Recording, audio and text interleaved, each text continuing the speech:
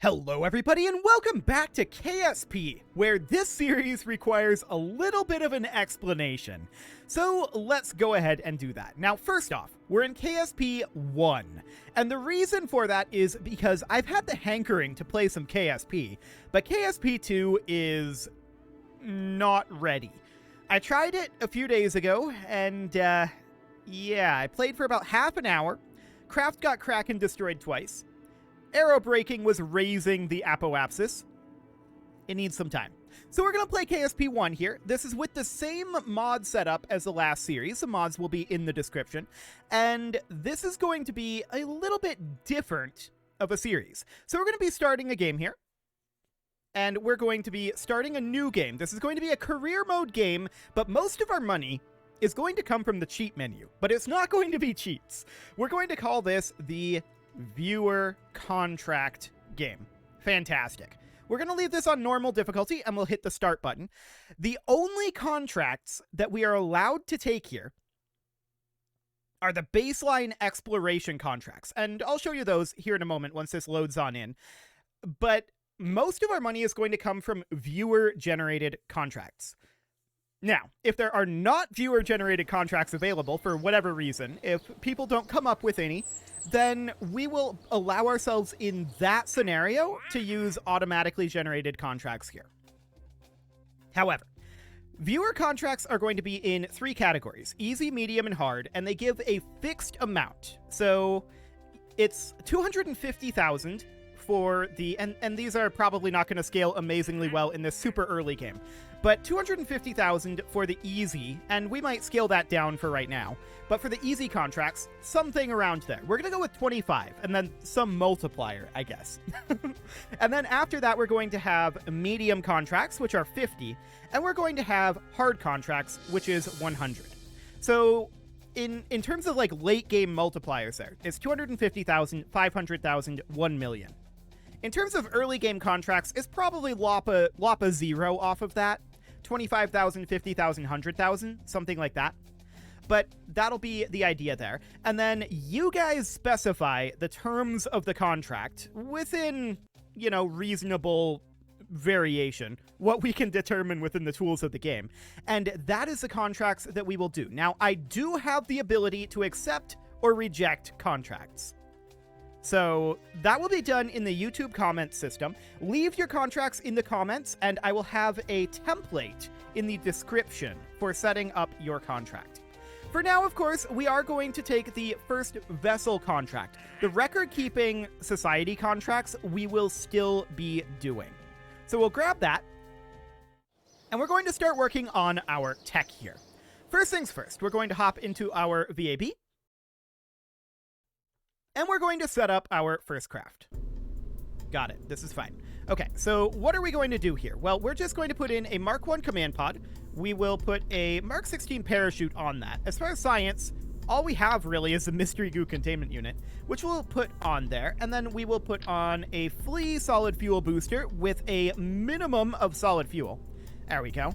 And we will be launching this not very far, and not immediately. We're not going to launch it immediately either. So we're just going to put that out on the pad. There's no sense in saving this monstrosity at this point. So that'll be fine. And we're just going to grab ourselves our available science here. And then we'll revert this probably several times. Well, not really revert. We'll recover this several times. We're following the same reversion rules as normal, by the way. So no reverting unless it's a simulation flight. So that'll be fine. We will grab our crew report. We'll grab our mystery goo observation. We'll keep that experiment. And we can actually EVA here. So we'll grab our EVA report. We'll hop in, and now we'll recover the vessel. Cool. So there's our first round of science. And what are we going to do with that science? Well, first things first, we're going to grab some of the very cheapest science available as soon as we load in. Anytime now, KSP. There you go. Cool. So we earned almost 7 science there. And each of these are 5. So for now, we're going to grab our 2 hot thermometer. So we'll go ahead and research that. Cool. And we'll hop into the VAB, and we'll pop our thermometer onto this craft. Excellent. So we're going to go into our science equipment, grab the 2-hot thermometer, place that right on there, and we'll launch this. Cool.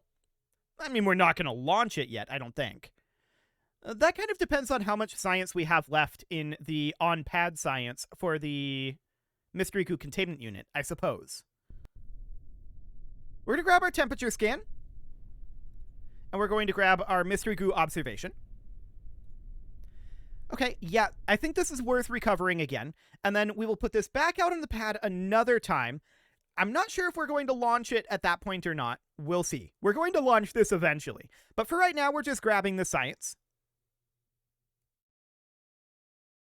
Any moment now, KSP. You can do it. I know we're loading and unloading frequently. So that's 3.1 there. We're going to... I really should be just clicking on the launch pad and firing it that way if we're not going to make a change. It would save us a loading screen. I really should do that. No doubt about that one. So keep that in mind for the next time. And for right now, let's see what we've got. 0.2 science here, huh? You know what? Let's grab it. Let's just get it done. We'll keep that experiment. We'll recover the vessel, and then we'll launch it via the pad this time. As soon as KSP gets around to load, this is a lot of loading screens. This is something that KSP2 is objectively better at. These loading screens are a lot faster on KSP2. There's no doubt about that. Unfortunately, KSP2 is just buggy. Let's see here. I remember that there was a way to do this. Wasn't there? Or was that a KSP2 thing? Wow, I'm very confused at this point. Fantastic. We're going to go back into the VAB. Let's get that last loading screen. We're actually going to launch the craft this time. So that'll be absolutely fine. Jeb should be okay here. There should be absolutely no problem. We're just going to lift off very, very gently. Well, this is going to be fairly explosive, actually. Our thrust to weight's going to be pretty decent, right? I didn't actually look at our thrust to weight, but it should be. Let's take a quick look here. Thrust to weight of 10.73. Yeah. Okay, so this is not going to last very long, but it's going to be quite a lot of G-forces. Excellent. SAS on, and let's do this. We're going to grab our crew report. We're going to grab our temperature scan, our Mystery Goo observation. And at this point, I'm going to send out our parachute. Fantastic. So our parachute is slowing us on down, and we are dropping. Of course, we can't EVA at this point, so we can't grab that EVA report.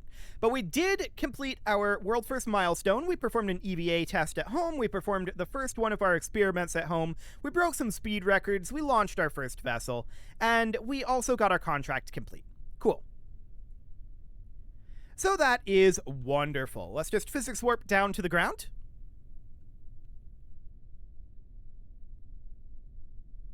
And there we go. We'll recover that vessel. Beautiful. So that got our first contract complete, and we'll use that science that we got from that, which should be fairly significant for this period of the game. We'll use that science to grab ourselves, what, T-800s? Probably. Yeah, 21.1 science from that. Not bad at all.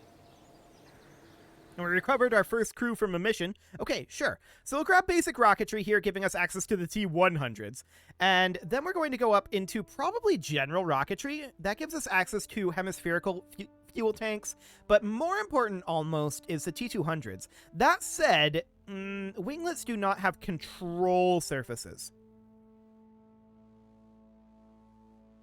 There is survivability here, which may actually be the better way to go. That does give us access to the barometer. And so, yes, I think we end up going that direction. So now we'll head into the VAB and start creating a quote-unquote real setup here. So we're going to ditch the fleet. We are going to put in, for the time being, a service bay, and not really anything else. So we'll just open up that service bay. We will put our Mystery Goo in here.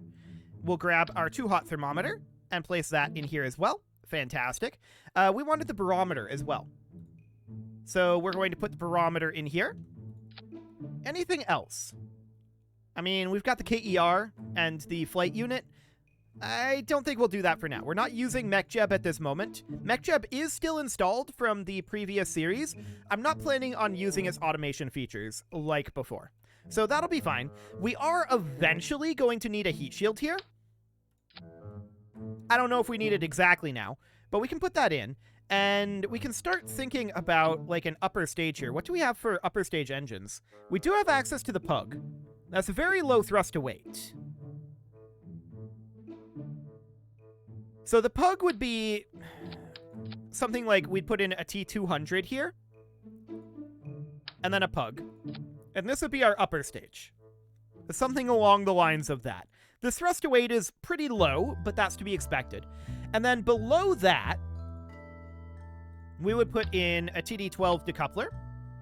And then we would put in something along the lines, that's a T400 there. That's a T800. If we put in a swivel here, what would our thrust to weight and our DV be? 1.9 thrust to weight. I think we should add in some additional fuel here. We'll add on a T400 worth. 1.52, that's looking a lot better. Is this going to make it to orbit? I have no idea.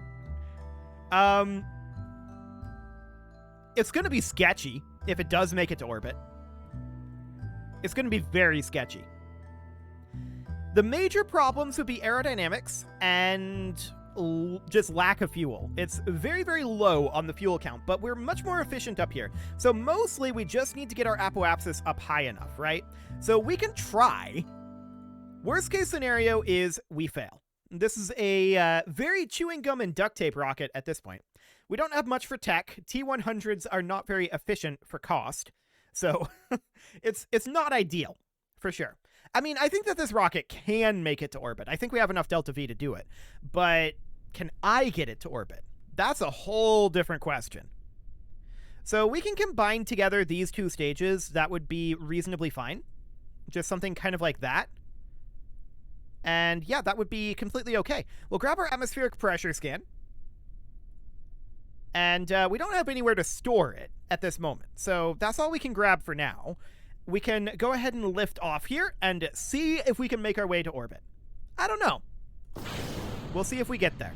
We can grab our mystery goo observation. And I'm just going to start turning us over very gently here. Now keep in mind, we don't have any of our KER data. I have no idea what our apoapsis is going to be looking like. Can we see it in here? Oh, we can see it in here. Never mind, it's in the base game. Cool. Okay, so I'm going to park around here-ish for the moment. I'm a little concerned that we're being a little too aggressive on the horizontal movement, but I don't know if that's the case or not. It's a possibility, to be sure. We're just trying to hold prograde right now. We can grab our crew report and our temperature scan. And of course, this would need to be opened for the atmospheric pressure scan. But actually, that's not currently available. Okay. So our apoapsis is currently about 36 kilometers. And we're definitely punching through this atmosphere pretty quickly. Thrust to weight is looking a little on the high side, based on the fireball that we've got going on here. But it looks marginally okay. Marginally. Okay, so we're at 84 kilometers. So that's in space. Beautiful. I'm going to throttle us down, and we're going to separate here. Now, the question is, how high are we going to coast? We cannot do maneuvers here, so that's spicy. So the way that we're going to do this is we're just going to eyeball it. We're going to keep an eye on this, and I think we'll start our burn purely horizontal once we are out of the atmosphere. So we want to be parked right at the horizon, and we'll just see what this ends up looking like. This is plenty of delta V, no doubt about that. It's in fact a little overkill on the delta V, so that's good. 60 kilometers, and we're continuing to go upwards. 85 is our apoapsis here. Well, slightly below 85. 65 kilometers, so we are about to go into space here. Fantastic. And we broke a lot of records, no doubt about that. And space. Cool.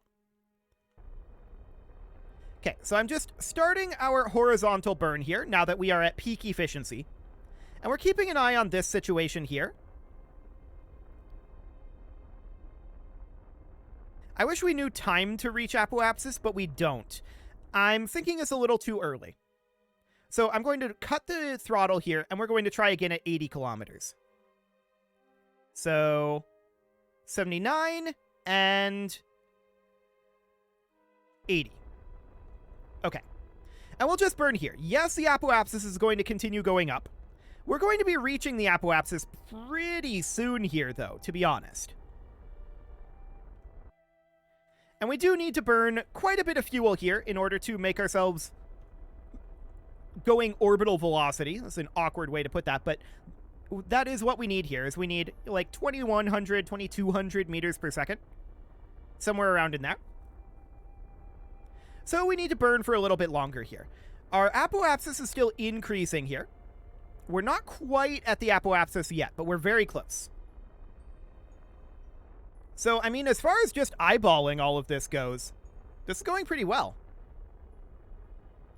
We need about another 200 meters per second. We'll have plenty of fuel left to get out of orbit. We're still approaching apoapsis here. Cool. Timing looks good. Timing definitely does look good here. We are now going, or we're still going up, actually. We are still going up. Camera switches to orbital mode, and we are officially in orbit. Beautiful. That worked shockingly well. We can open our service bay here, but we can't run a lot of these. Log pressure data. Yeah, we've already got that. Log temperature. We already have all of this, apparently. We should probably reset it, to be honest. So we'll just overwrite all of these. I don't want to jettison the heat shield. We're going to log this temperature, and we're going to observe the mystery goo here. Okay. We are also going to overwrite our crew report for the time being. So we're going to crew report. Overwrite. Okay, we'll keep that. Cool. So now we're going to need to turn around to retrograde and start coming on down. We'll need to recover this flight, and I think we will just warp around a little bit here. We'll stay in orbit for a bit, and we will begin going down on the day side, just so that YouTube compression isn't quite as bad. And we will come on over to here, and let's set this periapsis to around 30 kilometers will be more than sufficient. Okay. And we'll just bring that on down. Cool. That's close enough. We've got plenty of remaining fuel. The real question is, how is holding attitude going to go? Because Jeb here doesn't have the ability to hold attitude. And that's going to be interesting, to be sure. We can definitely do some braking here and burn out the 690 meters per second. Then we can ditch that, and this shouldn't need to hold attitude in theory. So we're just going to warp ahead here and come on down into the atmosphere. There we go. We are now officially in the atmosphere and beginning to slow down here. Cool. How long is this burn time? This is 54 seconds. Okay. So we'll reserve that. I mean, if we feel like we can land this as is, we may want to for the cost savings. We can try it.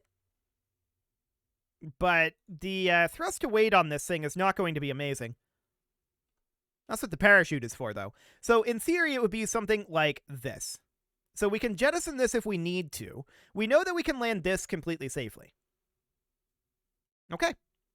We're at 65 kilometers, and due to the lack of being able to automatically hold attitude here, we are going to need to manually do this landing. So that is going to be not very much warping occurring, most likely. We can physics warp a little bit here, but I'm going to have to stop it frequently to make corrections like this.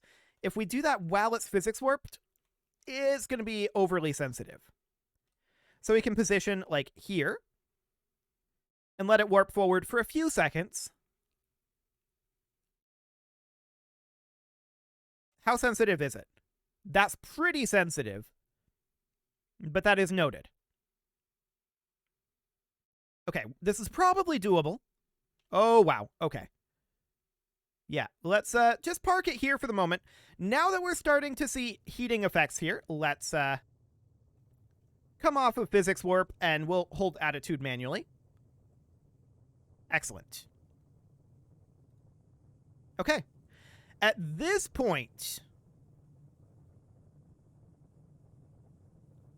do we want to begin our re-entry burn?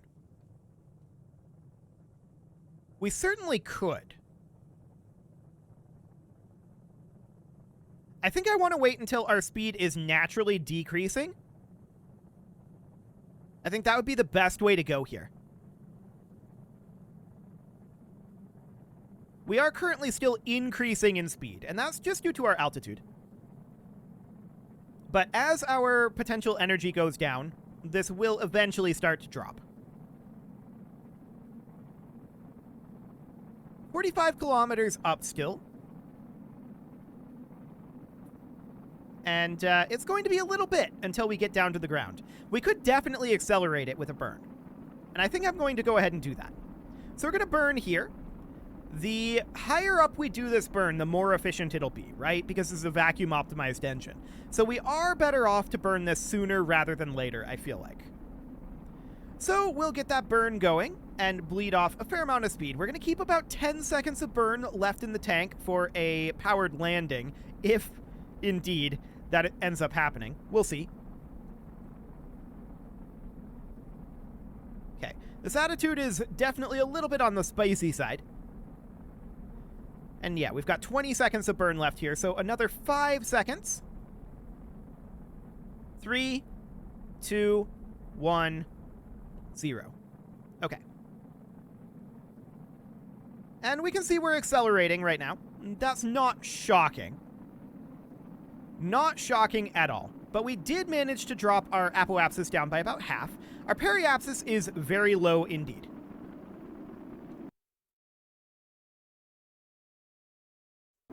Okay, I'm going to burn off the rest of this fuel, and we're going to give up on landing this. Cool. 2, 1, 0. Okay, now we're going to swap these back, and there we go. This is going to slow down much more easily, and should be easier to hold attitude as well. So this was ambitious, landing this, and I'm completely okay giving that up. That was always the plan. This would have just been a bonus. So this is completely and totally okay. Wow, this terrain looks almost hexagonal down here. Interesting. That's probably just the way that the terrain patching works in KSP1. Almost certainly. I don't think it's actually hexagonal. But cool. We are down to about 800 meters per second. Where are we going to actually be landing? In these mountains? Mountains are kind of awkward to land on. More than kind of awkward.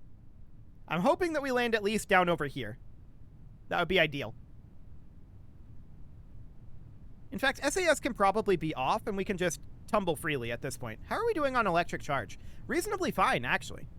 Cool. Well, that worked far better than I thought it would. That was way less janky than expected. I like it.